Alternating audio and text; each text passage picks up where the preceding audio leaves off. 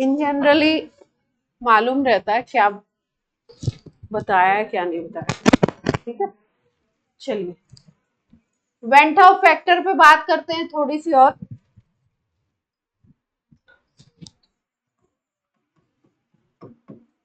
Went Hoff factor, आई की बात कर रहे थे हम लोग। आई हमने वैसे कैलकुलेट किया था, moles after dissociation divided by moles before dissociation, या moles after association divided by moles before dissociation, है ना। इसके लिए एक फॉर्मूला और है,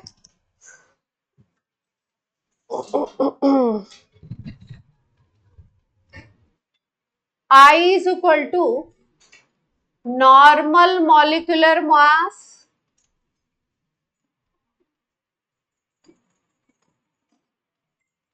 divided by abnormal molecular mass.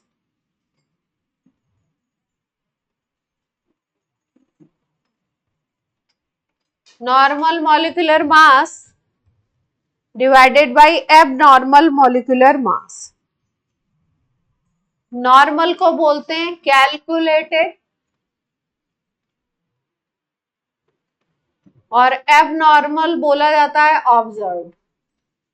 Observed का मतलब है जो एक्सपेरिमेंट में आप देखोगे कितना मोलर मास है, और नॉर्मल मॉलिक्यूलर मास होता है जो आप फॉर्मूला से कैलकुलेट करते हो, है ना।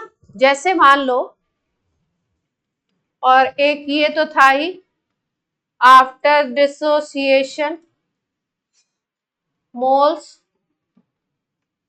And before dissociation.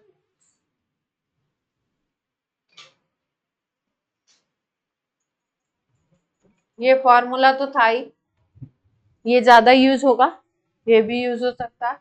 Normal molecular mass जिसको कैलकुलेटेड बोलते हैं, और divided by abnormal molecular mass, इसको बोलते हैं हम लोग went Hoff factor I.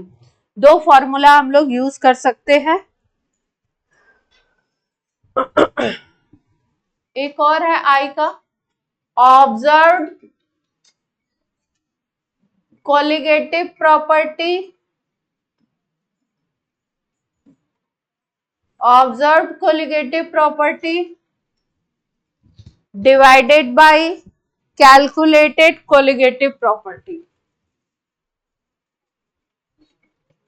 Calculated colligative property,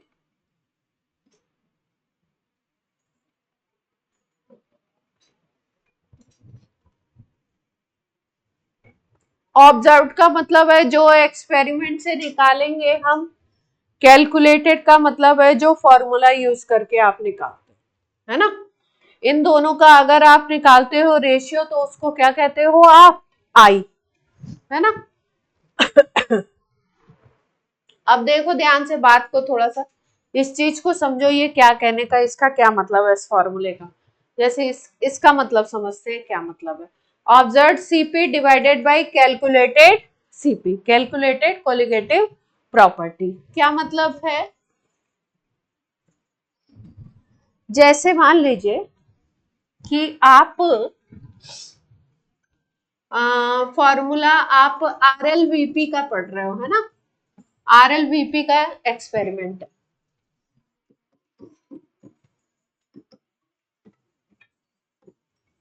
RLVP का एक्सपेरिमेंट है, ठीक। तो फॉर्मूला आप लगाते हो PA0 minus PA divided by PA0 is equal to mole fraction of solute, ये लगाते हो, है ना।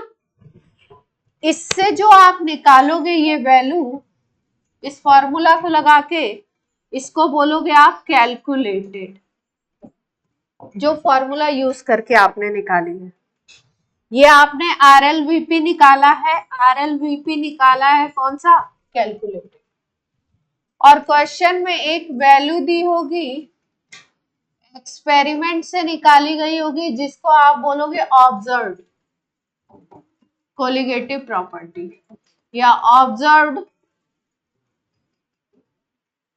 RLVP। RLVP एक कोलिगेटिव प्रॉपर्टी है ना। तो फॉर्मूला क्या बताया हमने, फॉर्मूला क्या बताया, observed CP divided by calculated CP. इसका मतलब जो इस फॉर्मूला से निकाला है आपने, कैलकुलेटेड को डिनोमिनेटर में रखेंगे और ये जो ऑब्जर्व्ड एक्सपेरिमेंट से आपको पता चली है उसको आपको कहाँ रखना है, इस जगह पे रखेंगे तो अपने को क्या मिल जाएगा, यहां से आई मिल जाएगा। ये वाला RLVP डिवाइडेड बाय ये वाला करेंगे तो आपको क्या मिलेगा, आई मिलेगा। इसीलिए जब हम लोग आई को कंसीडर करके फॉर्मूला लिखते हैं तो आपको फॉर्मूला क्या सिखाया था हमने, आई को जब कंसीडर करते हो तो PA0 minus PA divided by PA0 is equal to I multiplied by ये मोल फ्रैक्शन कर दिया था, है ना। यानी कोलिगेटिव प्रॉपर्टी अगर आई इंक्लूड करके कर रहे हो तो यहाँ पे किसका मल्टीप्लाई हो जाता है, आई का मल्टीप्लाई हो जाएगा। इसी तरीके से अगर आप मोलर मास कैलकुलेट कर रहे हो तो मोलर मास में क्या होगा, डिसोसिएशन अगर हो रहा है तो जो आप कैलकुलेट करोगे वैल्यू उससे कम आएगा मोलर मास। कोई चीज मान लीजिए ए बी है और ये टूट जाती है आयंस में अपने A प्लस और B माइनस में, तो आप सोच रहे हो कि इसका मोलर मास A और प्लस B होगा, है ना, A का एटॉमिक मास प्लस B का होगा, लेकिन यहाँ पे मोलर मास क्या आने लगेगा, छोटी, ये एंटाइटी छोटी हो गई तो छोटा आएगा। तो इसका मतलब जो आपका ऑब्जर्व होगी वो वैल्यू छोटी आ जाएगी और जो कैलकुलेटेड होगी, जो फॉर्मूला से आप AB के हिसाब से देख रहे हो वो ज्यादा होगी। मान लो ये आ रहा है 45 और ये आ रहा है आपका 15, है ना, छोटी हो गई यूनिट, तो 45 डिवाइडेड बाई 15 करोगे तो आई की वैल्यू कितनी आ जाएगी, 3 आ जाएगी, है ना। तो आई इज ग्रेटर देन 1। तो क्या आ गया आपका, आपको हमने क्या बताया था, डिसोसिएशन में आई की वैल्यू क्या आएगी, ग्रेटर देन 1। तो ध्यान ये भी रखना है कि डिसोसिएशन में आई की वैल्यू ग्रेटर देन 1 होती है। डिसोसिएशन में जो एबनॉर्मल मॉलिक्यूलर मास आएगा वो क्या आएगा, कैलकुलेटेड मॉलिक्यूलर मास से छोटा आएगा। कैलकुलेट हम करते हैं एंटाइटी को देख करके, लेकिन अगर वो सॉल्यूशन में जाकर के टूट जाती है, डिसोसिएट हो जाती है, तो मॉलिक्यूलर मास क्या हो जाता है, कम आ जाता है। उसी मॉलिक्यूलर मास को हम क्या कह सकते हैं, एबनॉर्मल मॉलिक्यूलर मास। मान लो कोई चीज हम समझ रहे हैं कि ये ए के फॉर्मेट में है बट वो सॉल्यूशन में जाके A2 बन जाती है, तो यहाँ पे तो मॉलिक्यूलर मास ए के हिसाब से निकाला जाएगा, लेकिन सॉल्यूशन में जाके वो डबल हो गई। यहाँ मान लो 30 था, बाद में जाके कितना हो गया, 60 हो गया। तो अगर यहाँ पे कैलकुलेटेड 30 निकाल रहे थे, आप 30 सोच रहे थे और यहाँ हो गया 60, डबल हो गया एबनॉर्मल, तो 30 डिवाइडेड बाई 60 करोगे तो कितनी आ जाएगी वैल्यू, 1/2, 1 से छोटी हो जाएगी। तो एसोसिएशन में हमने क्या सिखाया आपको, वैल्यू क्या आएगी, 1 से कम आएगी। मोलर मास क्या आएगा, कैलकुलेटेड से ज्यादा आएगा। तो ये सारे पॉइंट्स याद रखते हैं, फॉर्मूला लगा के आप सवाल तो कर लोगे, ये तीनों फॉर्मूला पता होने चाहिए और आपको ये पॉइंट्स भी याद होने चाहिए। तो पहले फॉर्मूला नोट करो फिर आगे पॉइंट। ये नोट कर लिया सबने तीनों, ऑनलाइन बच्चों ने नोट कर लिया, yes.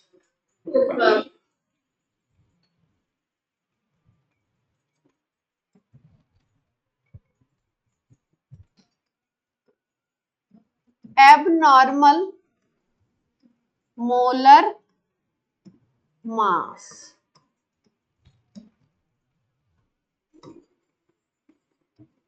when dissociation or association, when dissociation or association, then molar mass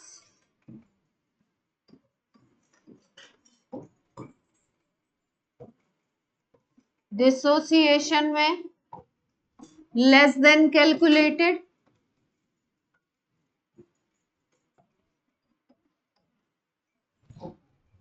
और एसोसिएशन में मोलर मास क्या हो जाएगा, मोर देन कैलकुलेटेड। और इन दोनों को ही, दोनों केसेस में इन दोनों को ही क्या बोलते हैं, एबनॉर्मल। कम भी हो गया तो एबनॉर्मल बोला जाता है, ज्यादा भी हो गया तो उस वैल्यू को क्या बोलते हो, एबनॉर्मल मोलर। आई की वैल्यू दी हुई है, कैलकुलेटेड आप फॉर्मूला से निकाल सकते हो, तो मोलर मास एबनॉर्मल निकाल सकते हो।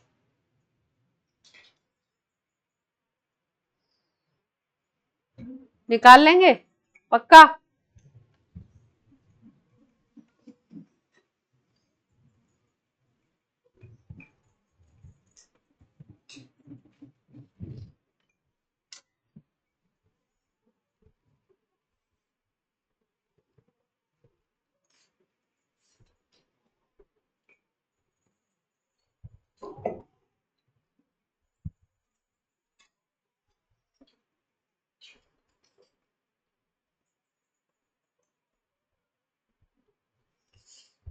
अब एसोसिएशन का फॉर्मूला लिख लो, डिसोसिएशन का तो हम लोग कर लिए थे ना, एसोसिएशन का फॉर्मूला लिख लेते हैं।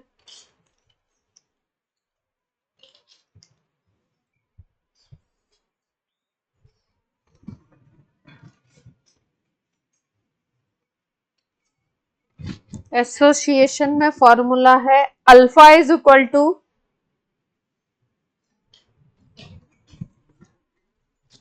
एसोसिएशन में फॉर्मूला है degree of association alpha is equal to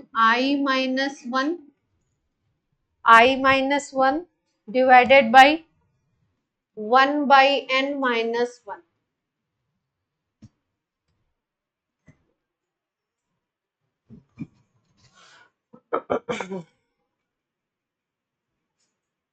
I-1 divided by 1/n-1, वहां पे था n-1, यहाँ पे क्या है 1/n-1। n क्या है,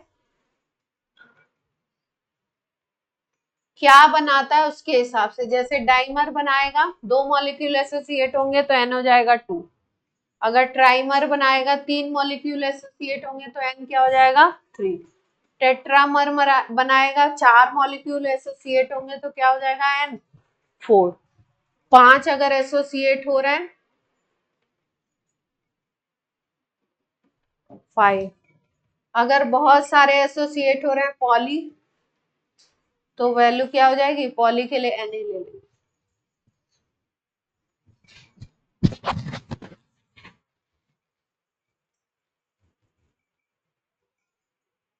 कितने मॉलिक्यूल एसोसिएट हो रहे हैं, कितने मॉलिक्यूल डिसोसिएट हो रहे हैं, इसके अकॉर्डिंग ले लेंगे n की वैल्यू।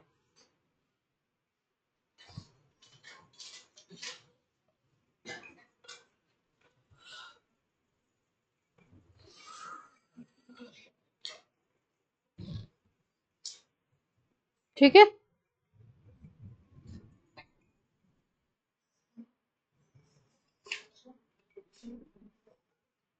चलिए एसोसिएशन डिसोसिएशन का सवाल करते हैं। क्या क्वेश्चन आ सकता है इसमें,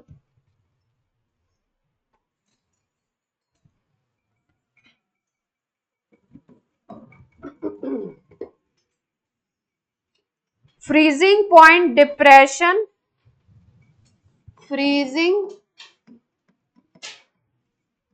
point depression, freezing point depression of 0.001 m, 0.001 m kx FeCN whole 6, kx FeCN whole 6 is 7.1 multiplied by 10 raised to power -3। Freezing point depression दिया हुआ है इतना केल्विन। डिटरमाइन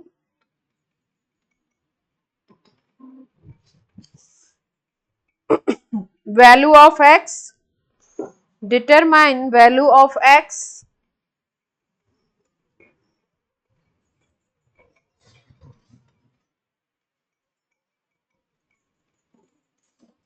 kf दे रखा है for solvent, kf for solvent is equal to 1.86।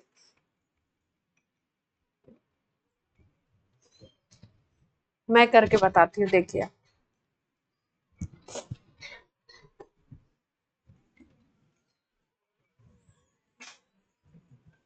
Freezing point depression की value दे रखी है, डेल्टा टीएफ दे रखा है ना। तो delta TF is equal to formula लगा सकते हैं I multiplied by K F multiplied by M, ये लगा सकते हैं, है ना। और डेल्टा टीएफ कितना दिया हुआ है, इतनी वैल्यू दे रखी है ना। 7.1 multiplied by 10 raise to power -3, I रख लीजिए, के एफ की वैल्यू हो गई 1.86। सोल्यूशन की मोलैलिटी दी है कितनी, 1 multiplied by 10 raise to power -3, यही दे रखी है ना। लिख सकते हैं 0.001 को, तो ये तो कट जाएगा यहां से। आई की वैल्यू क्या आ जाएगी, 7.1 डिवाइडेड बाई 1.86, ये लगभग कितना आएगा, इसमें निकाला हुआ मैं, इसकी वैल्यू आएगी लगभग आ रही है 3.817 आ रही है। यहां से निकाला हमने, इसकी वैल्यू आ गई 3.817, आई की वैल्यू आ गई, वेंट ऑफ फैक्टर आ गया, है ना। अब देखो, अब आपको वैल्यू आई की नहीं पूछी, आपको क्या पूछा, ये जो एक्स है ना, ये जो टूट रहा है, इसकी वैल्यू पूछी है ना। तो ऐसे जो सॉल्ट होते हैं वो कुछ इस तरीके से टूटते हैं, के एक्स FeCN होल 6 है ना, ये जो बड़े ब्रैकेट वाली चीज होती है वो एक एंटाइटी के फॉर्म में टूटती है, बड़े ब्रैकेट वाली एक एंटाइटी बनेगी, यानी कि ये जो होगा FeCN होल 6, ये माइनस चार्ज, कुछ माइनस चार्ज होगा इसके ऊपर, और इतना जितना x है उतना ही माइनस चार्ज, और ये पोटेशियम है तो पोटेशियम पे प्लस चार्ज होगा, और ये कितने पोटेशियम होंगे, x होंगे। तो अगर इस फॉर्मूला से n निकालो तो n की वैल्यू क्या हो जाएगी, ये किस में टूट रहा है, x तो k प्लस आयन है और एक ये वाला आयन है, तो n की वैल्यू टोटल क्या हो जाएगी, x प्लस 1। इसमें किसी को कोई दिक्कत, ऐसे जो कॉम्प्लेक्स होते हैं वो इसी तरीके से टूटते हैं, ये वाला जो ब्रैकेट बड़े ब्रैकेट में होगा वो एक आयन बनाता है, और पोटेशियम आपको पता है मेटल है तो ये पॉजिटिव होगा, तो ये कैसा होगा, माइनस वाला होगा। ये एक आयन है और ये कितने आयन है, एक्स आयन है, तो ऐसे आप लिख लोगे, तोड़ोगे, x K plus plus FeCN whole 6 minus x, ठीक। अब ये एक्स आयन है और ये कितना है, 1 है, तो n की वैल्यू कितनी आ गई, x प्लस 1। अब डिसोसिएशन हो रहा है तो आपको फॉर्मूला पता ही है, डिसोसिएशन में क्या लगाते थे हम लोग, यहां तक कर लिया। डिसोसिएशन में हमारा फॉर्मूला क्या होता था,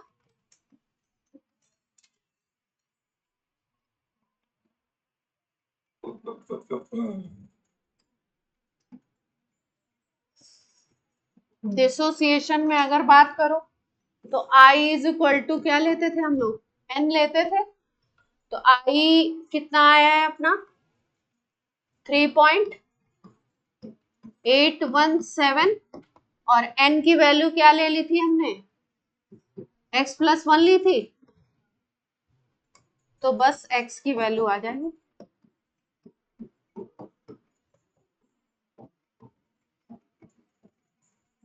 अगर इंटीजर में निकालनी है तो वैल्यू नियरेस्ट इंटीजर में कितनी आएगी? हाँ 3 ले लेंगे।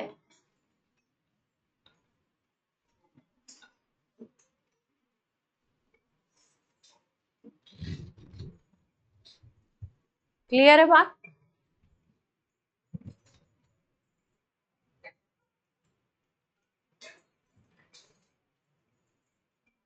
अब यहाँ पे कोई डिग्री ऑफ डिसोसिएशन और ये सब की क्वेश्चन में बात नहीं करी गई है, इसलिए हमने अल्फा का नाम नहीं लिया। मतलब हमने माना complete dissociation I is equal to n मान लिया।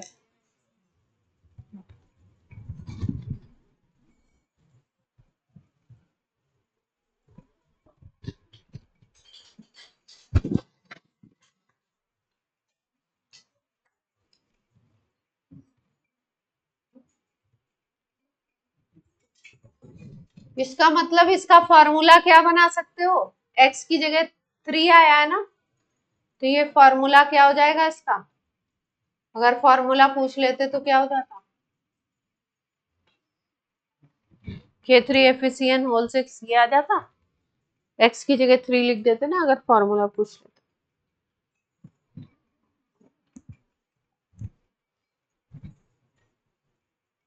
एनसीईआरटी कौन लाया?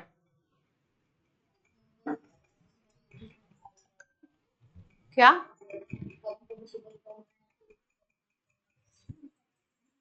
ये कंपाउंड देख के पता लगेगा, ये कंपाउंड टूटता है।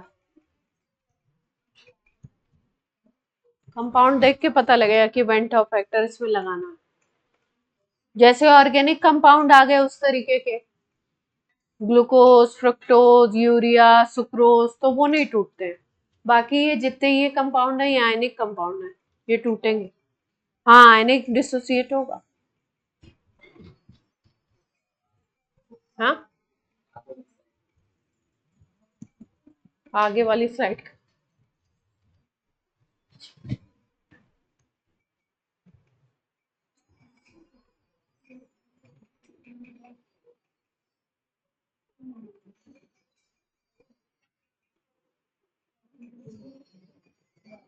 अब अगला क्वेश्चन कौन करेगा? हैं? मैंने सिखाया था ना, जब कंप्लीट डिसोसिएशन होता है तो जितने नंबर ऑफ आयंस बनते हैं वही आई के बराबर हो जाता है। शुरू शुरू में यही तो सिखाया था, सीधे आई की वैल्यू निकालना। K2SO4 को तोड़ा था 2K प्लस SO4 माइनस 2 आई की वैल्यू 3 आई थी इसमें। PYQ वाली बुक नहीं लाए कोई? PYQ की बुक नहीं लाए? इसमें इसमें पता ही नहीं क्या होता है। तुम लोग के पास नहीं है ये मार्क्स ऐप? नहीं है?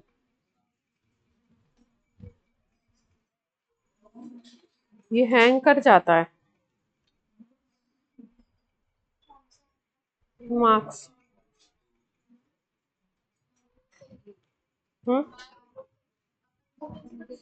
हाँ करो करो। क्या? जब डिग्री ऑफ डिसोसिएशन या डिग्री ऑफ एसोसिएशन कुछ भी मेंशन नहीं कर रहे हैं क्वेश्चन में, तो इसका मतलब 100% समझो। तब अल्फा को यूज ही नहीं करना। I is equal to alpha is equal to तब 1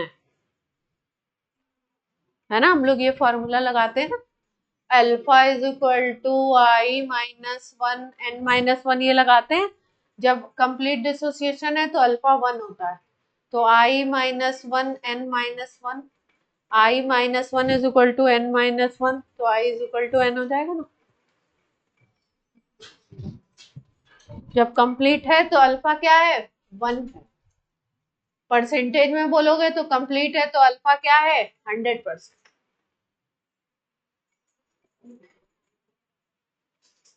जितने मोल्स ले रहे हो सारे डिसोसिएट हो।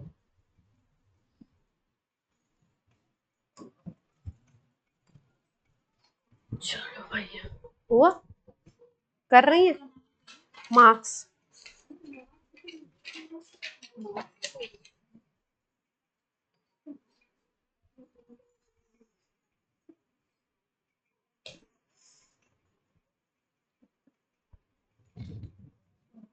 चलो एक और क्वेश्चन करते हैं, बोर्ड में आता है।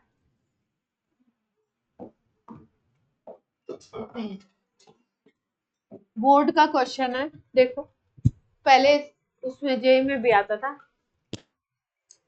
जैसे मान लो 4 चीजें दे दी, ए बी सी डी, है ना।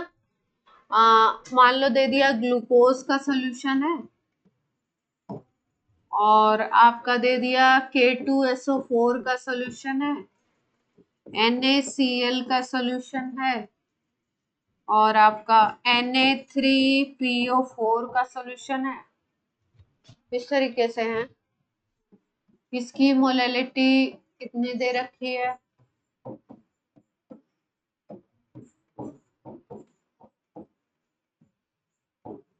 मोलैलिटी सबकी सेम दे रखी। सॉल्यूशन में 4 सॉल्यूशन दिए हैं, ए बी सी डी।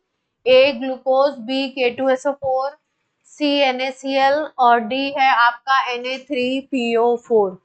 सबकी मोलैलिटी सेम है ना। क्लास 12 सबकी मोलैलिटी क्या है, सेम है। और आपको पूछ रहे हैं कि इनमें से किसका बॉइलिंग पॉइंट हाईएस्ट होगा। क्या पूछ रहे हैं, किस सॉल्यूशन का बॉइलिंग पॉइंट हाईएस्ट होगा, ए का, बी का, सी का, डी का। ठीक है, तो मीन्स तो कैसे निकालेंगे, देखो इस question. Delta TF is equal to होता है I multiplied by KF multiplied by M, है ना। अब सॉल्यूशन में सॉल्वेंट नहीं दिया, इसका मतलब सबके लिए जो है सॉल्यूशन जो है वो किस में बनाया गया है, पानी में बनाया गया है। तो KF की वैल्यू सबके लिए सेम होगी। तो सॉल्वेंट नहीं मेंशन किया है, तो यानी पानी में बनाया गया है, तो KF सबके लिए सेम होगा। M की वैल्यू मोलैलिटी सबके लिए क्वेश्चन में क्या दे रखी है, सेम दे रखी है। तो इसका मतलब ये है, ये दोनों वैल्यू सेम हो गई, कांस्टेंट हो गई। अगर सबके लिए सेम है तो आप कह सकते हो कि जो डेल्टा TF होगा वो डायरेक्टली प्रोपोर्शनल टू I होगा। यानी कि वेंट ऑफ फैक्टर की वैल्यू जिसके लिए ज्यादा होगी उसके लिए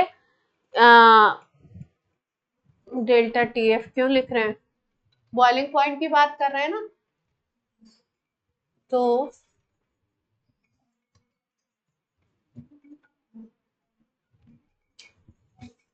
क्या बात है भाई,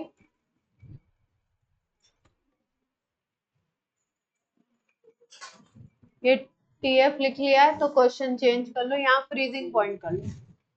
बॉइलिंग पॉइंट भी सिखाएंगे अभी। क्या तुमने टीवी लिख दिया, फ्रीजिंग पॉइंट हाईएस्ट किसके लिए है, इतनी सी जगह छोड़ दो, फिर नीचे कर लो बॉइलिंग, ये बॉइलिंग पॉइंट हाईएस्ट कर लो, फ्रीजिंग पॉइंट हाईएस्ट कर लो, फिर बॉइलिंग पॉइंट भी सिखा देंगे। चारों सिखाने हैं साथ में।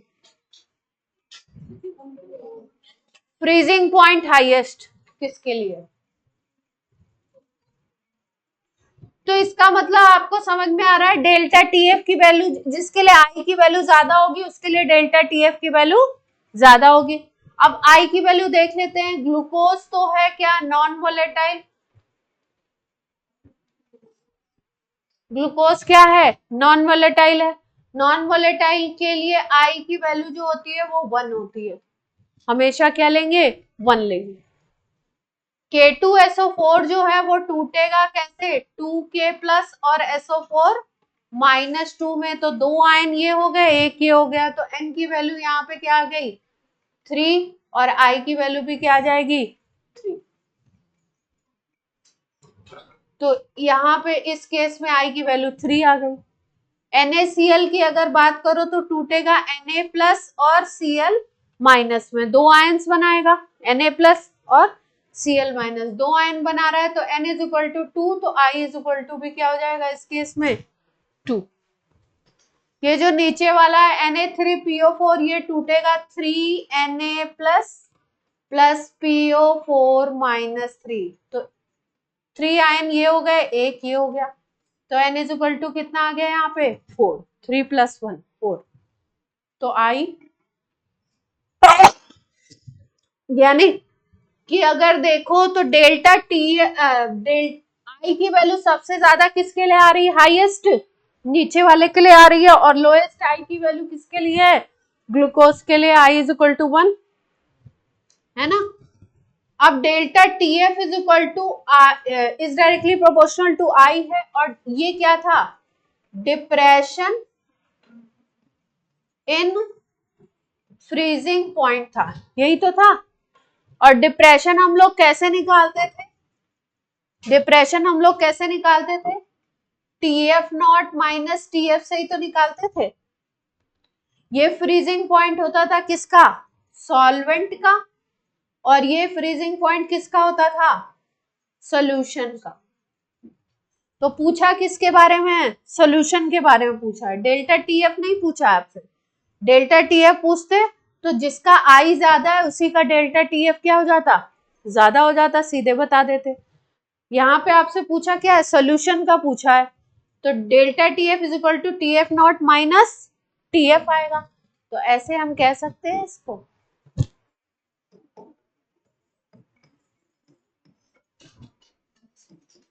TF naught minus TF is directly proportional to I, है ना। तो अगर आप डेल्टा TF ये निकालना चाहते हो तो मान लो ये है 100 पहले केस में,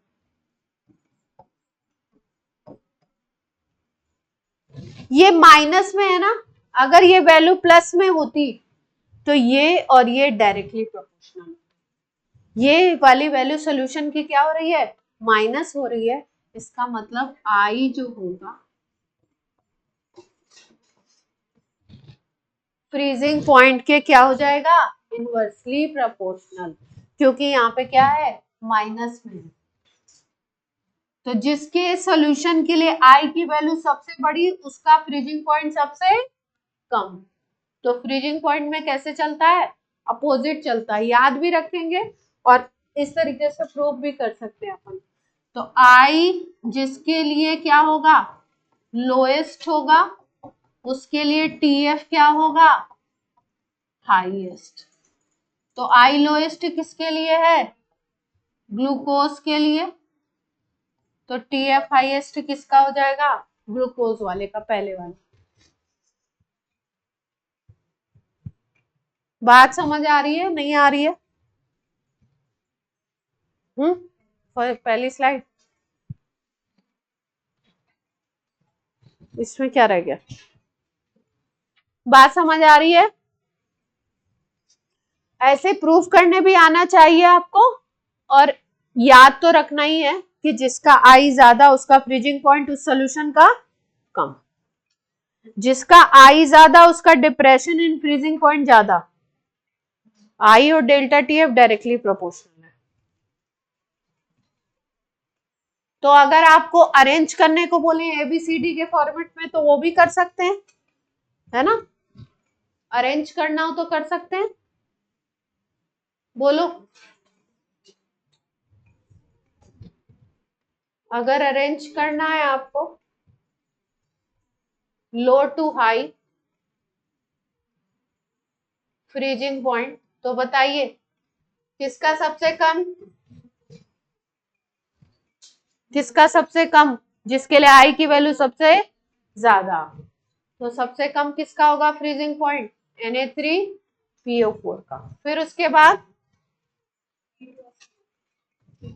K2SO4 का, फिर उसके बाद NaCl का, फिर लास्ट में किसका आ गया, सबसे ज्यादा किसका है, ग्लूकोज।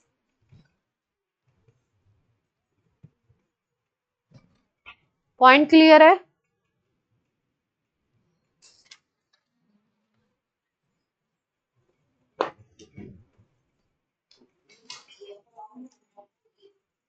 मैंने बोला अगर सॉल्वेंट वाटर है, दिया नहीं है, दिया तो है नहीं, जब दिया नहीं है तो सोल्यूशन कौन सा मानते हैं, एक्वस। 100 नहीं लेंगे, 100 तो बॉइलिंग पॉइंट होता है, 0 लेंगे ना, फ्रीजिंग तो 0।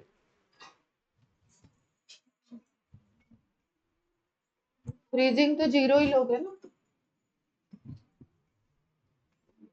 बॉइलिंग में होगा ना।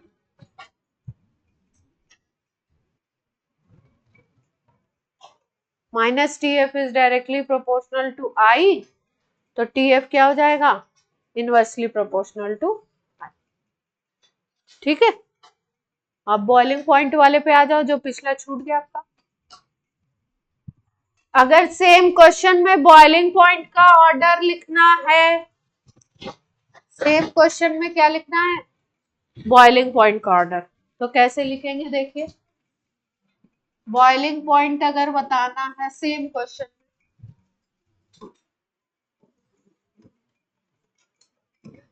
तो delta T B is equal to I in multiplied by K B multiplied by M. अगर सॉल्वेंट सेम है तो के बी कॉन्स्टेंट हो जाएगा, सेम हो जाएगा चारों केस के लिए। एम तो आपका कांस्टेंट दिया ही है, सबका सेम दिया हुआ, तो delta T B is directly proportional to क्या आ जाएगा, आई, है ना। और डेल्टा टी बी क्या होता है, एलिवेशन होता है, तो T B minus T B naught होता है, T B minus T B naught. ये टी बी होता है आपका, बॉइलिंग पॉइंट किसका होता है, ये सॉल्यूशन का, और ये किसका होता है, सॉल्वेंट का। आपको किसका पूछा गया है, आपको किसका पूछा गया है, सॉल्यूशन का पूछा गया, तो टीबी इज इक्वल टू अगर करोगे तो आई प्लस टीबी नॉट हो जाएगा,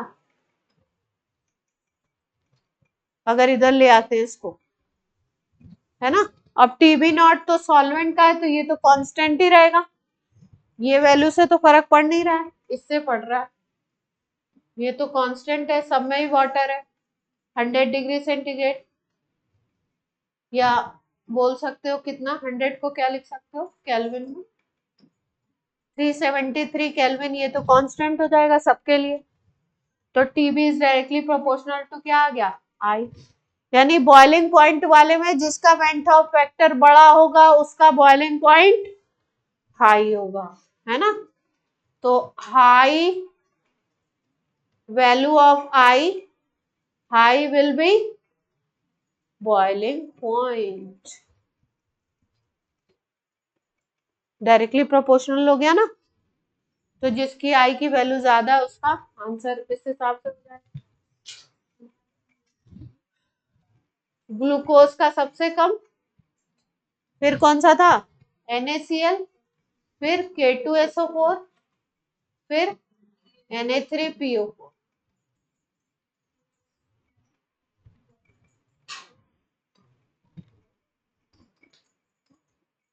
यानी फ्रीजिंग पॉइंट और बॉइलिंग पॉइंट ऑर्डर क्या चल रहा है, अपोजिट। बॉइलिंग पॉइंट आई के डायरेक्टली प्रोपोर्शनल है, और फ्रीजिंग पॉइंट क्या है, इनवर्स।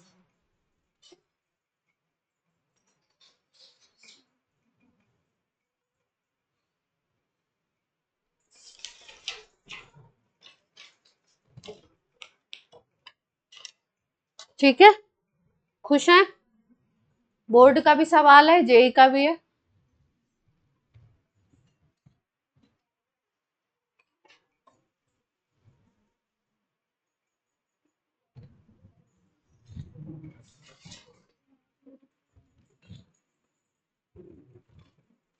कर लिया सबने, सबका हो गया, सारांश कर लिया आपने। तो 4 चीजें याद रखिए, boiling point directly proportional to i, और क्या पढ़ा था हमने, RLVP, ये भी डायरेक्टली प्रोपोर्शनल टू आई होता है, और delta TF directly proportional to i, delta T B directly proportional to i. और अभी हम लोग पढ़ेंगे ऑस्मोटिक प्रेशर। अगली कोलिगेटिव प्रॉपर्टी पढ़ने वाले हैं। ऑस्मोटिक प्रेशर पाई भी बोलते हैं, पी भी बोलते हैं। ये भी डायरेक्टली प्रोपोर्शनल टू आई होगा। मतलब कई सारे सॉल्यूशन अगर दिए हैं तो कंसंट्रेशन अगर सेम है तो आई जिसका ज्यादा होगा उसका क्या होगा, पाई ज्यादा होगा। और क्या पढ़ते थे हम लोग, यही चार तो थे। और freezing point inversely proportional to i. तो ध्यान रखना केवल फ्रीजिंग पॉइंट ही कैसे जा रहा है, इनवर्सली प्रोपोर्शनल है, बाकी सब क्या है, डायरेक्टली प्रोपोर्शनल।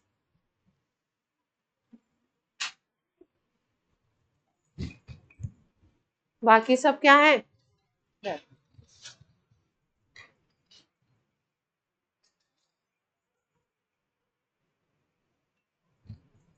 ठीक है।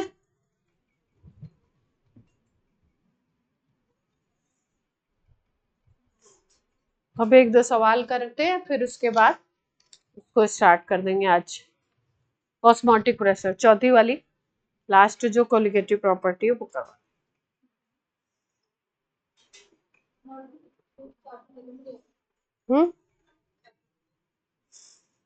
लास्ट वाली कराएंगे, फिर कांस्टेंट बॉइलिंग मिक्सचर कराएंगे, फिर चैप्टर के शुरू में हेनरी लॉ दिया हुआ है वो सॉलिबिलिटी, इसको इससे मिक्स करेंगे, उसको इससे वो करेंगे। चलिए प्यारे से छोटे छोटे दो तीन क्वेश्चन करेंगे, अच्छे अच्छे। ए टू बी का सोल्यूशन है इज 30% आयोनाइज्ड, यानी कि डिग्री ऑफ डिसोसिएशन दिया हुआ है। आयोनाइज का मतलब आयन में टूट रहा है। 30% दिया हुआ है अल्फा इन एक्वस सॉल्यूशन, पानी में सॉल्यूशन बना है। Then van't Hoff factor will be, van't Hoff factor निकालना। वेंट ऑफ फैक्टर इज, ये ऐसे करके लिखा हुआ 10⁻⁻1। ये जो आपका फिलअप्स है इसकी वैल्यू निकालनी है, इसको एक्स मान लेंगे।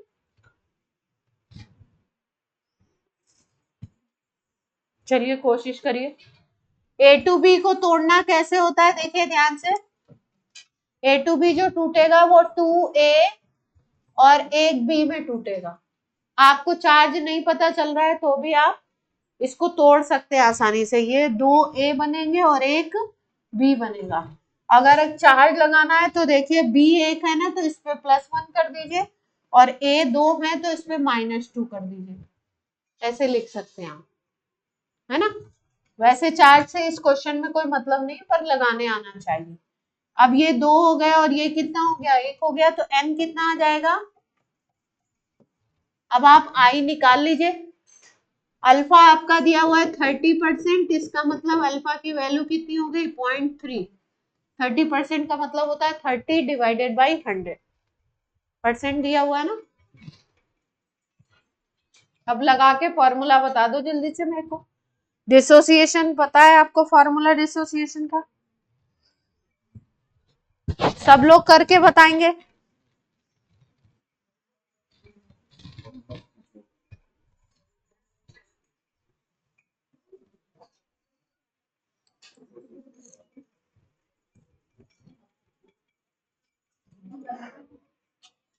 हम्म 8/5 1.6। हाँ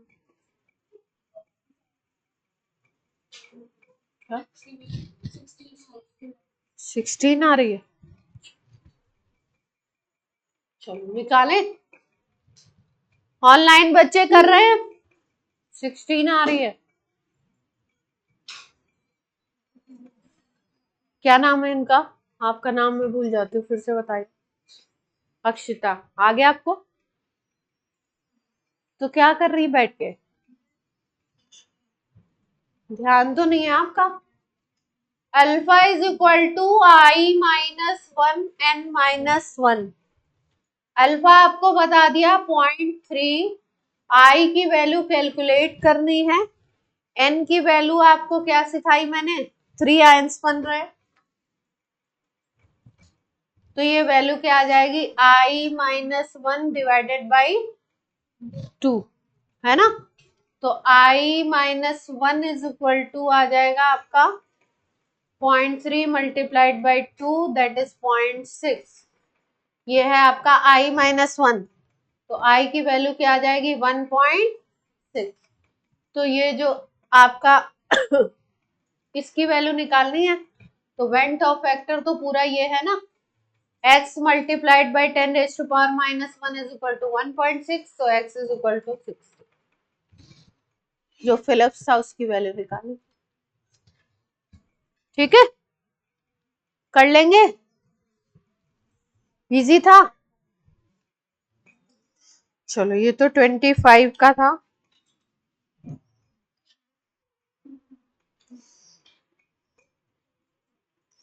अब 25 के तो आप कर चुके हो, आपको करा चुकी हूँ मैं।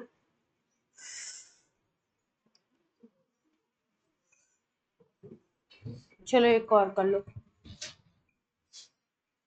सबको आ गया, अब आया, क्या नाम है, अक्षिता।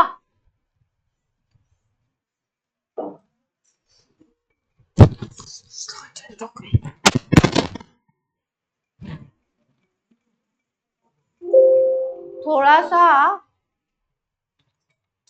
जब फॉर्मूला वगैरह सारा ही पता है तो भी अप्लाई नहीं कर पा रहे, ऐसा क्यों हो रहा है।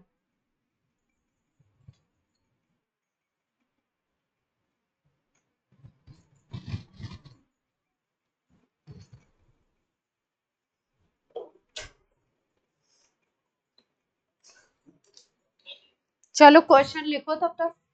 Observed and normal molar mass, observed and normal molar mass of a compound MX2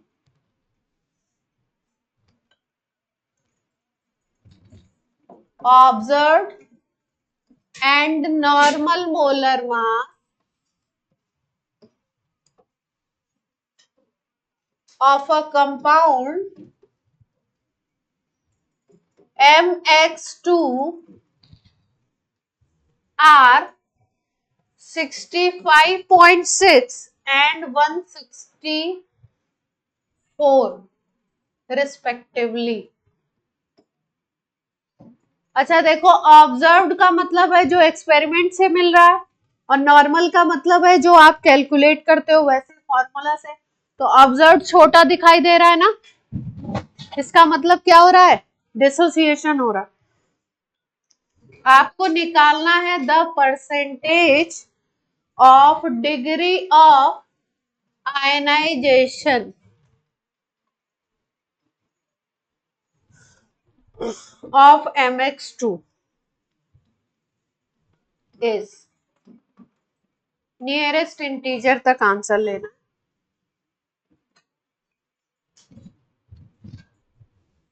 क्या निकालना है आपको, अल्फा निकालना है। पहले अल्फा निकाल लो, फिर 100 से मल्टीप्लाई कर देना तो परसेंटेज निकल आएगा।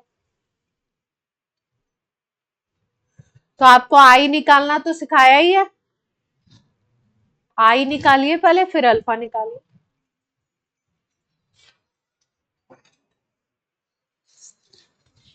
मोलर मास वाला फॉर्मूला लगा दीजिए आई का।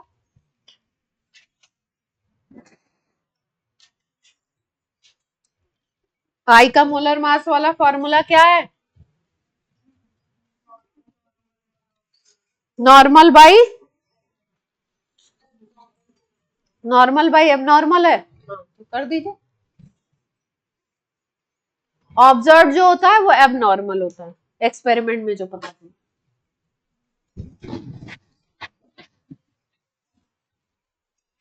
अब नहीं आ रहे आपको क्वेश्चन,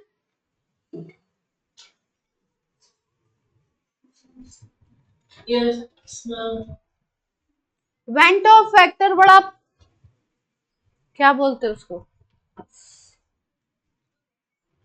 ट्रेंडिंग टॉपिक है, सवाल आते हैं हर बार।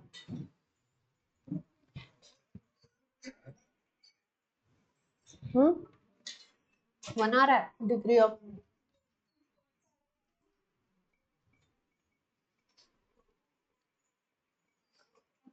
एन क्या लिया, जैसे AB2 था। हाँ 3 बनेंगे,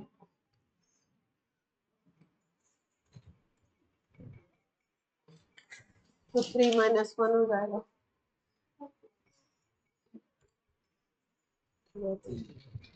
यानी कितना आएगा 1.5, यानी कि परसेंटेज में 100 से मल्टीप्लाई करोगे 150 आ रहा है, ज्यादा आ रहा है, 75 आ रहा है।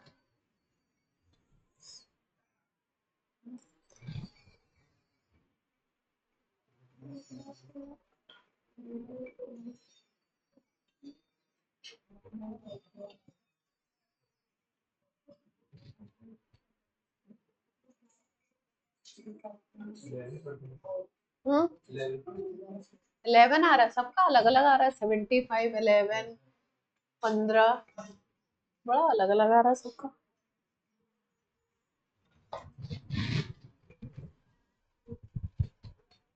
करें, चलिए करके देखते हैं। 2.5 आ रहा है, आई की वैल्यू अल्फा निकालना, आई नहीं।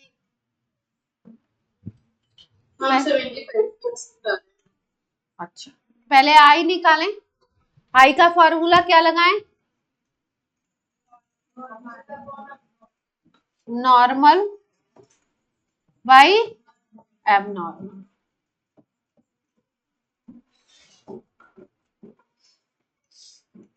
मोलर मास, नॉर्मल कितना दे रखा है, नॉर्मल है आपका 164 ना,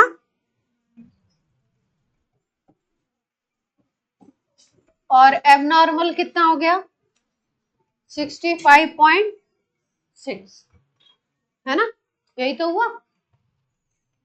तो ये काटेंगे तो इसकी वैल्यू कितनी आएगी, लगभग 5/2 एग्जैक्ट 2.5।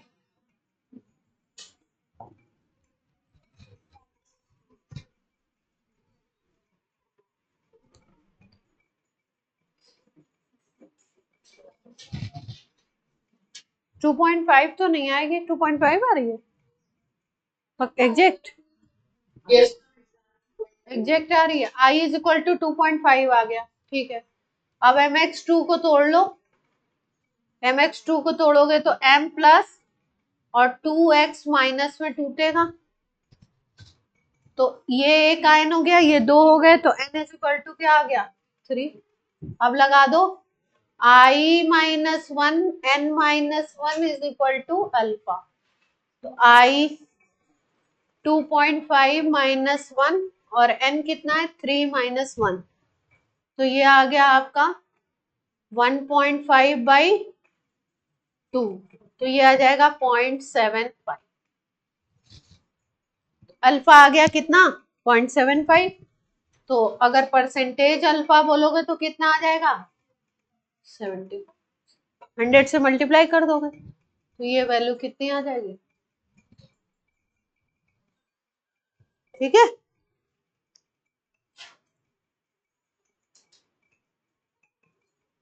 आंसर डालो इसमें 75 चेक करो,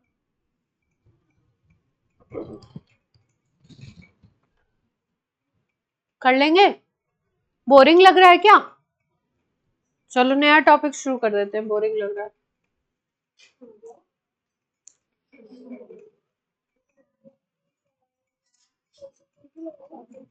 नहीं बस 75 जी, बंद कर दूं।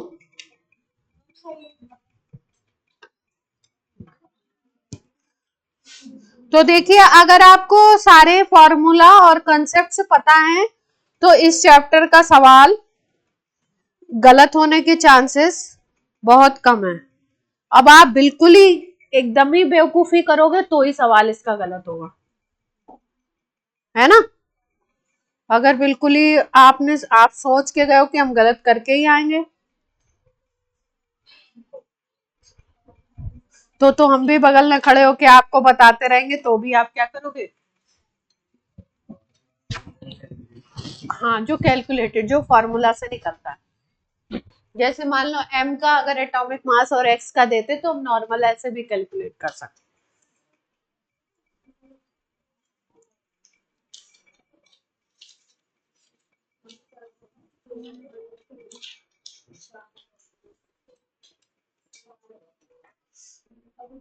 अब जितने सवाल मैं देख रही हूँ आप सब कर लोगे, आप इतने, आपका मामला इतना सेट हो चुका है, अब कर लोगे। लेटेंट हीट ऑफ वेपराइजेशन और उसका रिलेशन तो आपको कराया था बॉइलिंग पॉइंट वाले का, केबी का, है ना, केएफ का कराया था। लेटेंट हीट ऑफ एक और कौन सी होती है वेपराइजेशन के अलावा, फ्यूजन, वो कराया था। एलएफ, एलएफ का रिलेशन नहीं कराया था, वो भी करवा देते। Boiling point of two solvent, कौन है ये, X and Y having same molecular weights, दोनों जो सॉल्वेंट है उनके मॉलिक्यूलर वेट सेम है, एक्स और वाई नाम है इनके, इनके बॉइलिंग पॉइंट जो है are in ratio of 2:1, boiling point का रेशियो 2:1 है। Their enthalpy of vaporization, their enthalpy of vaporisation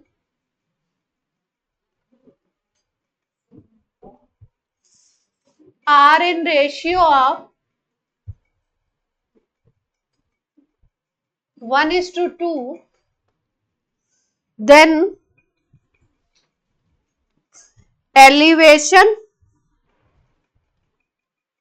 boiling point constant, elevation boiling point constant of x is m times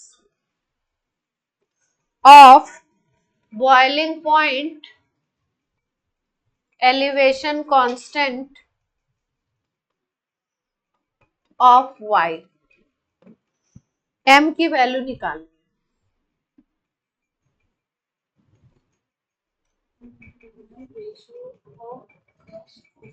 कहाँ है, 2:1 रेशियो है बॉइलिंग पॉइंट का, boiling point का भी ratio दे रखा है और लेटेंट हीट ऑफ वेपराइजेशन का भी रेशियो दे रखा है।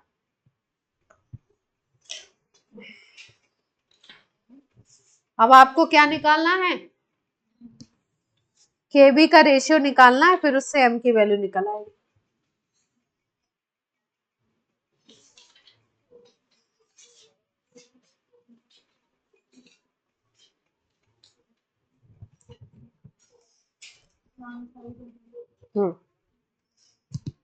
फॉर्मूला बता देते हैं इसका, फॉर्मूला लिख लो, इसके लिए क्या लगेगा, फॉर्मूला जो आपको यूज करना है वो यूज करना है, केबी इज इक्वल टू, लिखिए K B is equal to R T B, K B is equal to R T B by delta H of vaporisation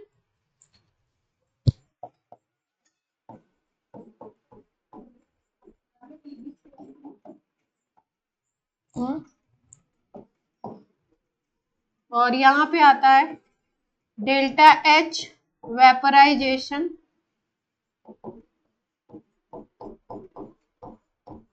multiplied by 1000।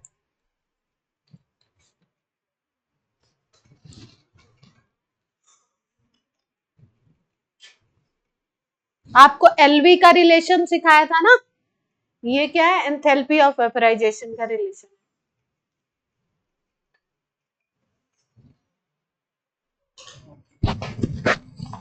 RTB square multiplied by molecular weight of solvent divided by delta H of vaporization 1000, है ना।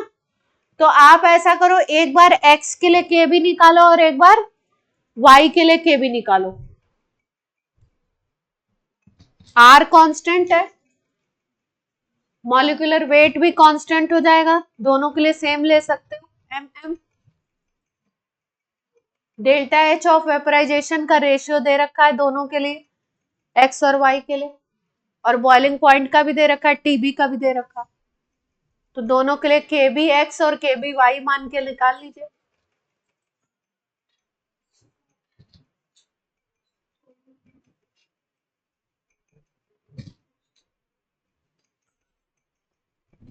Question सब लोग समझ पा रहे हैं? देखिए, दो सॉल्वेंट है x और y, दोनों के लिए आपको रेशियो निकालना है Kb का। एक सॉल्वेंट के लिए Kb, दूसरे सॉल्वेंट के लिए Kb, उसका रेशियो निकालना है, आपको कैलकुलेट करना है। तो एक सॉल्वेंट के लिए जब Kb निकालोगे तो R की वैल्यू पहले वाले के लिए जो होगी गैस कांस्टेंट, वही दूसरे के लिए भी लेंगे। TB जो होगा इसके लिए TB x करके ले लीजिए और दूसरे वाले के लिए TB y करके ले लीजिए। मॉलिक्यूलर वेट दोनों के सेम है, तो कोई भी वैल्यू A मान लीजिए, इसका मॉलिक्यूलर वेट दूसरे के लिए भी A मान लोगे। डेल्टा H ऑफ वेपराइजेशन एक के लिए कुछ मान लो, दूसरे के लिए कुछ मान लो, दोनों का रेशियो दिया है। एक बार KB एक के लिए निकालो, दूसरी बार दूसरे के लिए निकालो, दोनों को डिवाइड करो, तब आपका आंसर आएगा। हाँ, RTB स्क्वायर,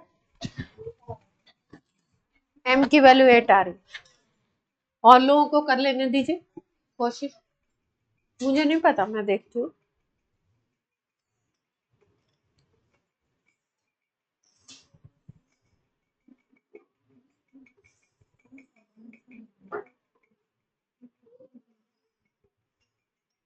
हम्म, 8 आ रहा।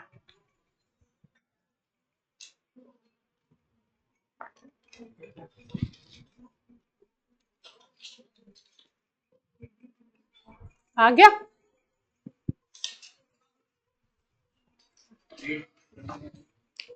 8। चलिए मैं बताऊं, बताया जाए। देखिए सब लोग ध्यान से, दो सॉल्वेंट हैं, एक है x और एक है y, दोनों के जो Kb हैं उनका रेशियो निकालना है। इसके लिए मान लीजिए Kb x और इसके लिए मान लीजिए Kb y। ठीक, फॉर्मूला लगाते हैं, ये वाला फॉर्मूला लगाना है। तो Kb x is equal to RTB, ये ले लीजिए x के लिए, RTB स्क्वायर कर देंगे, और फिर उसके बाद यहाँ पे क्या लिया हमने 1000, और यहाँ पे क्या था delta H of vaporization of x के लिए डेल्टा H ऑफ वेपराइजेशन, और क्या लिया था यहाँ पे मॉलिक्यूलर वेट, है ना। तो मॉलिक्यूलर वेट यहाँ पे A मान लो सॉल्वेंट के लिए। ठीक, मॉलिक्यूलर वेट A मान लो। अब y के लिए देखो यही चीज, Kb y is equal to R gas constant है तो सेम रहेगा, इसके लिए TB y मान लो, A आप ले लो मॉलिक्यूलर वेट, क्योंकि क्वेश्चन की पहली लैंग्वेज में पहली लाइन में लिखा है मॉलिक्यूलर वेट सेम है दोनों के, तो इसका A माना है तो इसका भी A मान लीजिए। 1000 delta H of vaporization of y।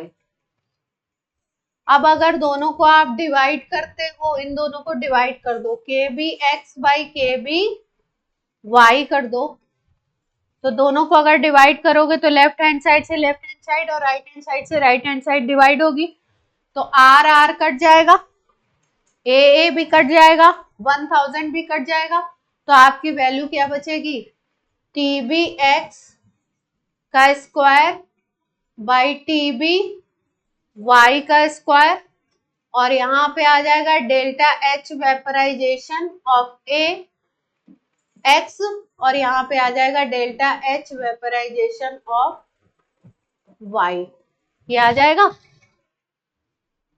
अब क्वेश्चन की लैंग्वेज में शुरू में ही क्या दे रखा है, एक्स और वाई है, उनके बॉइलिंग पॉइंट का रेशियो 2:1 है, यानी कि x और y के बॉइलिंग पॉइंट का रेशियो 2:1 है। x और y के बॉइलिंग पॉइंट का रेशियो कितना है, 2:1 है।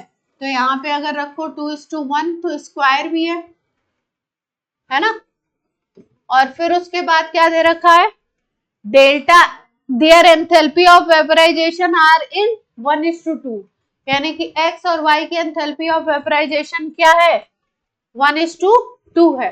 तो x और y की है 1:2, तो y और x की अगर लोगे तो 2:1 हो जाएगी, ठीक है।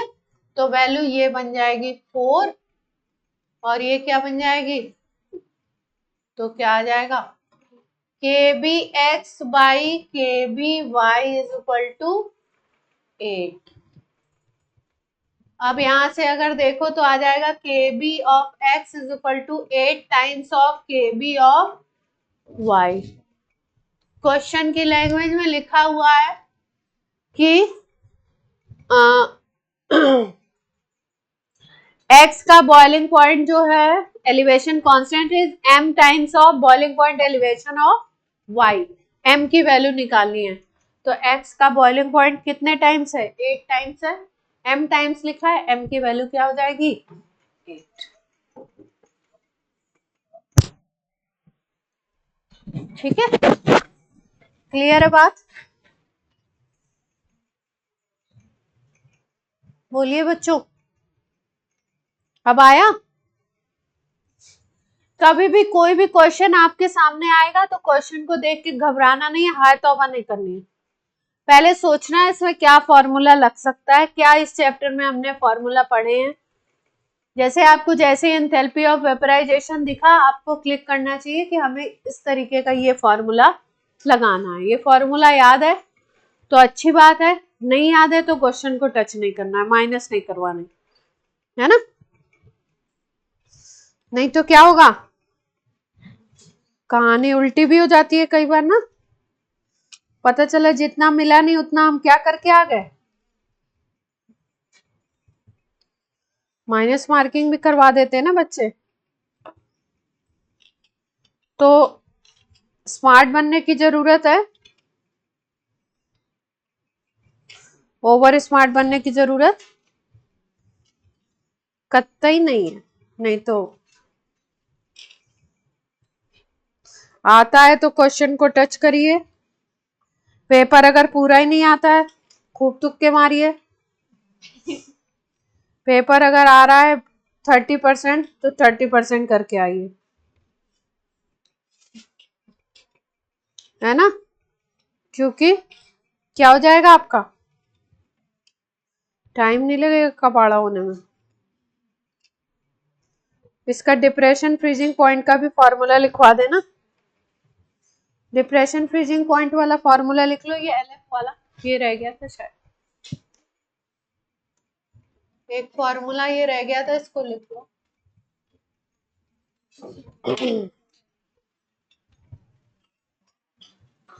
केएफ का फॉर्मूला लिख लीजिए, इसी तरीके का है, molecular weight RTF square delta H fusion आ जाएगा इसमें, जैसे वहां पे था आपका डेल्टा एच ऑफ वेपराइजेशन, वैसे यहाँ पे क्या आ जाएगा फ्रीजिंग में डेल्टा एच ऑफ फ्यूजन। और दूसरा फॉर्मूला इसका ये भी हो सकता है RTF स्क्वायर LF 1000, जैसे उसमें TB स्क्वायर वाला कराया था ना, ऐसे पहले कम आते थे इस पे, पर ये देखो 23 का ही सवाल था, तो पास में ही है जी। LF क्या होगा बताइए, उस दिन क्या बताया था? LV बताया था KB वाले फॉर्मूला में, latent heat of fusion. Common sense कहाँ रख के आए आज?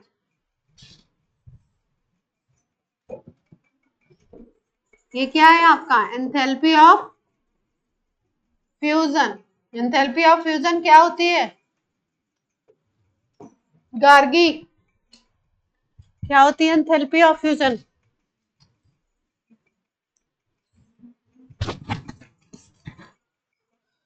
एंथैल्पी ऑफ फ्यूजन, सब लोग डेफिनेशन को दिमाग में घुमाइए।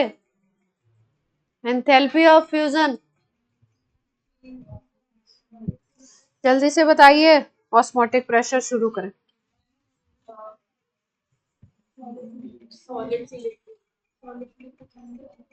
सॉलिड से लिक्विड में कन्वर्जन को फ्यूजन बोलते हैं। एंथैल्पी ऑफ फ्यूजन पूछना चाह रही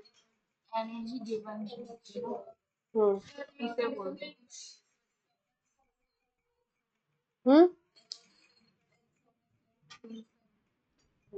एनर्जी तो देनी पड़ेगी, कितनी? किसको?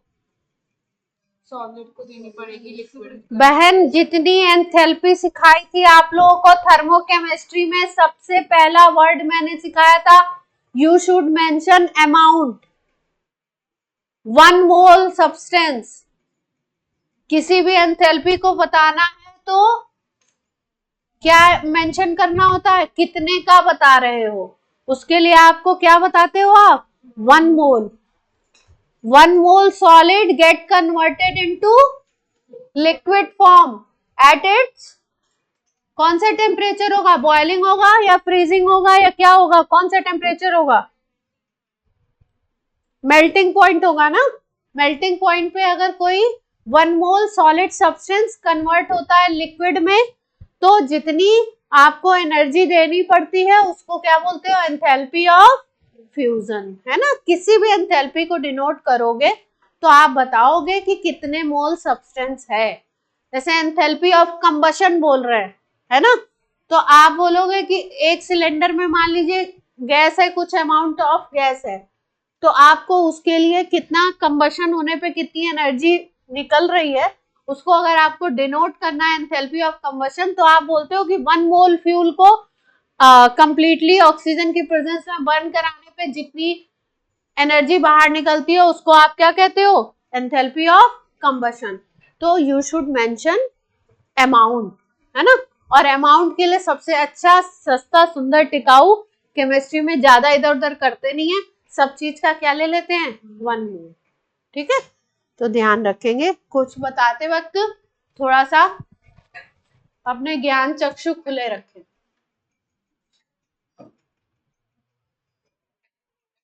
है ना। चक्षु का मीनिंग मालूम है?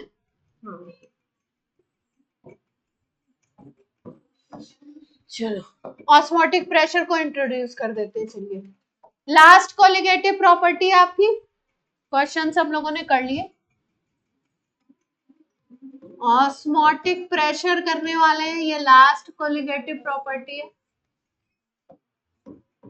CP है, कौन सी? 4th पढ़ने वाले हैं हम लोग।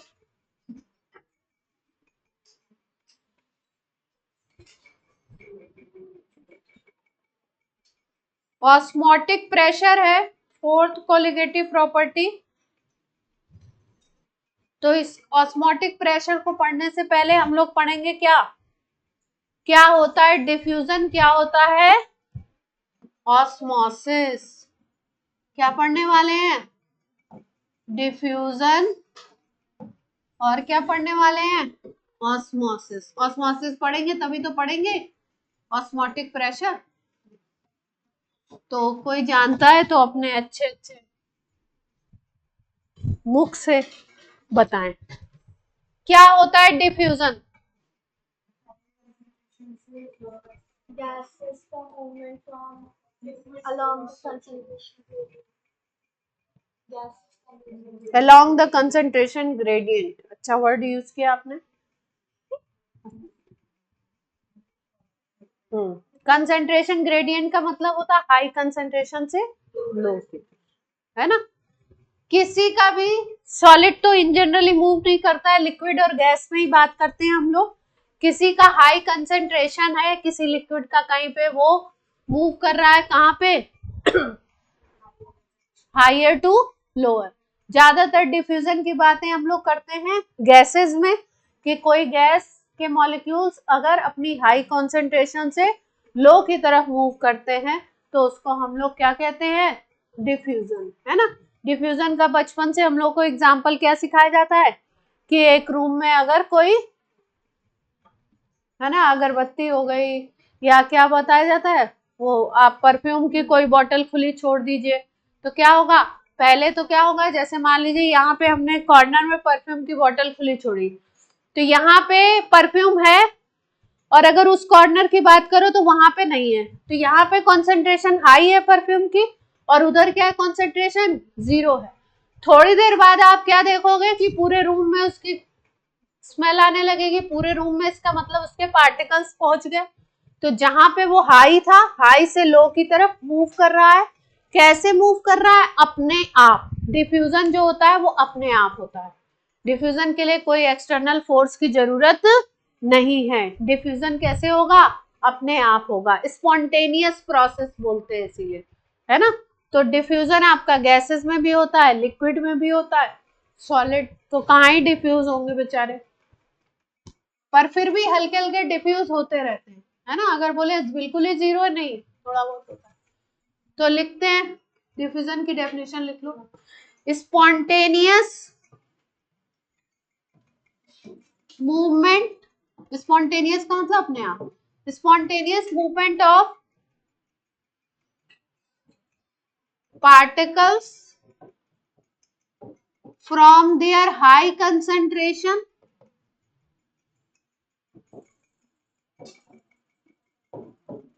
to low concentration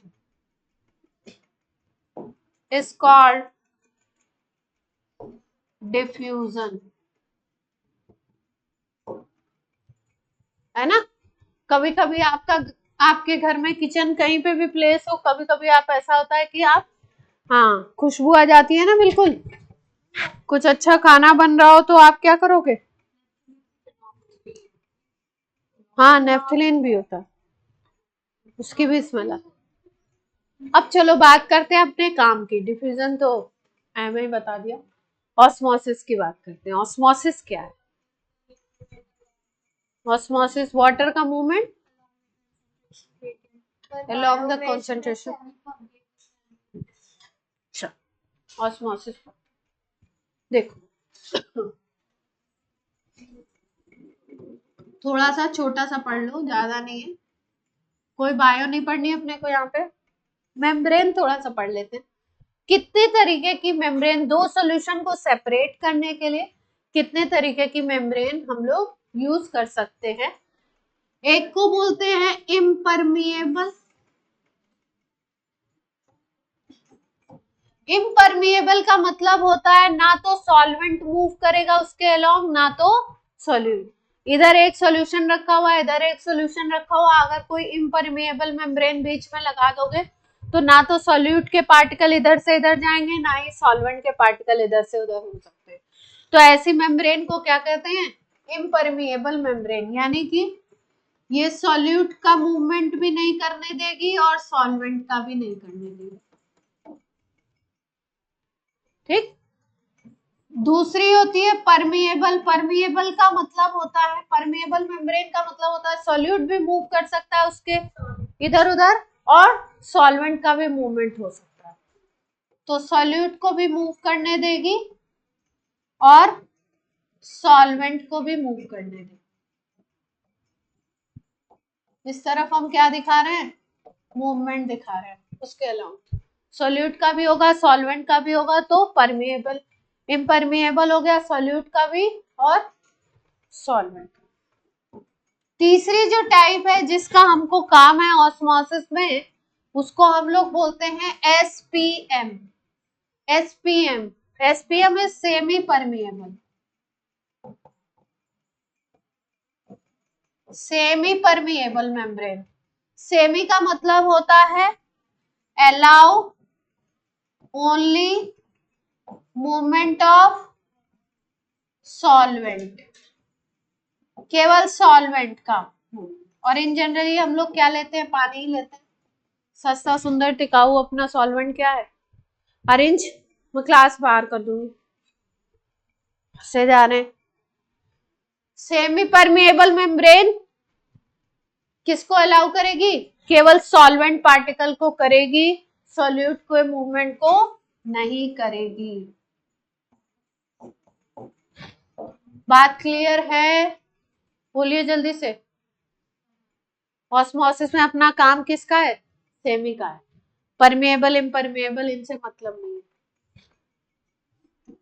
चौथी एक होती है सेलेक्टिव. अब आप बोलोगे क्या है, आप क्यों बता रहे, ठीक है कभी काम आ जाता है. ये स्पेसिफिक साइज के लिए होती है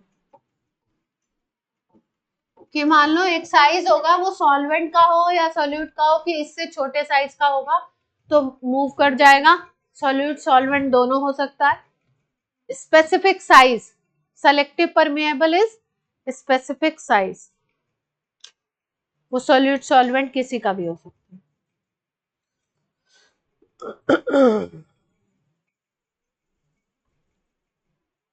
तो ऑस्मोसिस होगा किसके थ्रू, SPM के थ्रू, सेमी परमिएबल मेम्ब्रेन के थ्रू. ऑस्मोसिस कहते हैं सॉल्वेंट पार्टिकल का movement from there high to low. जिधर सॉल्वेंट ज्यादा है उधर से कम की तरफ. सॉल्वेंट जिधर ज्यादा है उधर से कम की तरफ जाएगा. किसके थ्रू जाएगा, SPM के थ्रू जाएगा. उसको हम लोग क्या कहते हैं, ऑस्मोसिस. प्रोसेस को क्या कहते हैं, ऑस्मोसिस. 2 मिनट रुक जाइए, समझ लीजिए चीज को, फिर लिखिएगा. SPM लगा दिया बीच में, ठीक है. इधर C1 कंसंट्रेशन है, इसकी वैल्यू है 0.1 मोलर, ग्लूकोज का सॉल्यूशन है मान लीजिए. और इधर C2 कंसंट्रेशन है ग्लूकोज का 0.01 मोलर, ठीक है. SPM बीच में लगा दिए, 2 सॉल्यूशन भरे हुए.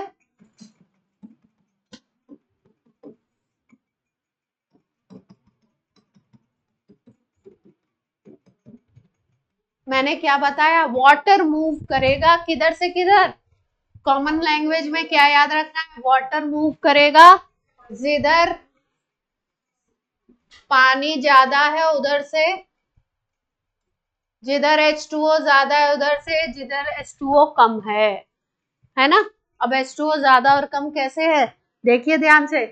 पहले वाले सॉल्यूशन में 0.1 मोल सॉल्यूट है, दूसरे वाले सॉल्यूशन में कितना है सॉल्यूट, 0.01 मोल है ना. तो सॉल्वेंट किस में ज्यादा होगा,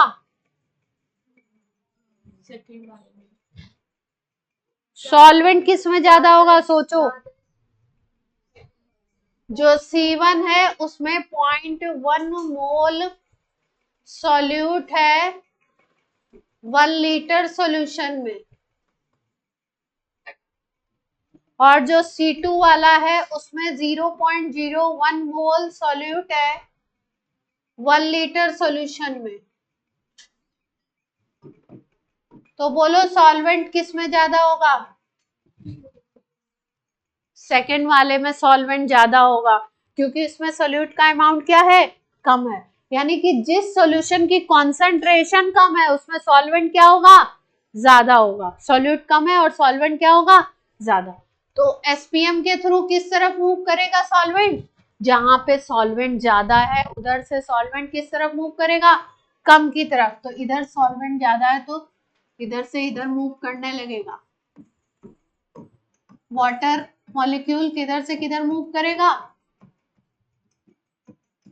C2 से C1 की तरफ प्रोसेस को क्या बोलोगे? ऑस्मोसिस। तो ऐसे भी तो कह सकते हैं डाइल्यूट सॉल्यूशन से कंसंट्रेट की तरफ मूव करने लगा। वाटर का मूवमेंट किधर हो गया? डाइल्यूट सॉल्यूशन से कंसंट्रेट की तरफ, ये भी बोल सकते हैं, है ना? तो डायग्राम बनाइए, फिर डेफिनेशन लिखेंगे, फिर आज की क्लास को करेंगे। अरे 7 बज गए, चलिए डायग्राम बना के छोड़ दीजिए, नेक्स्ट क्लास में करेंगे। नेक्स्ट क्लास में करेंगे। आपने बोला नहीं कि 7 बज गए? बोल दिया था। अच्छा,